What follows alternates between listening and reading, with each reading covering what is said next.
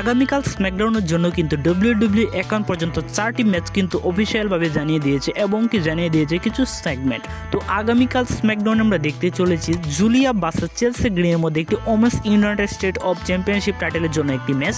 তো আমরা জুলিয়াকে চ্যাম্পিয়ন হওয়ার পর থেকে খুব কম সময়ের জন্যই কিন্তু আমরা তাকে টাইটেল ডিফেন্ড করতে ম্যাচ দেখতে পেয়েছি। তো এখন আমরা দেখতে চলেছি জুলিয়া ভার্সেস চেলসি গ্রিনের মধ্যে একটি টাইটেল ম্যাচ। এছাড়া আমরা দেখতে পাবো টালা টুঙ্গা ভার্সেস রে ফিনিক্সের মধ্যে একটি সিঙ্গেল ম্যাচ। তো তাদের মধ্যে আমরা একটি স্টোরি কিন্তু বিল্ড আপ হতে দেখতে পেয়েছি কয়েক সপ্তাহ যাবত।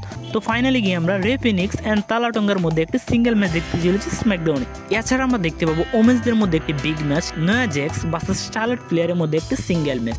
তো বর্তমানে কিন্তু আমরা দেখতে পেয়েছি শার্লট প্লেয়ার এবং কি নয়া জ্যাক্সের মধ্যে একটি স্টোরি প্রগ্রেস হতে দেখতে পেয়েছি লাস্ট স্ম্যাকডাউনগুলোতে। তো তার মাধ্যমে কিন্তু আমরা পরবর্তী স্ম্যাকডাউনে আমরা দেখতে চলেছি শার্লট প্লেয়ার ভার্সেস নয়া জ্যাক্সের মধ্যে একটি সিঙ্গেল ম্যাচ।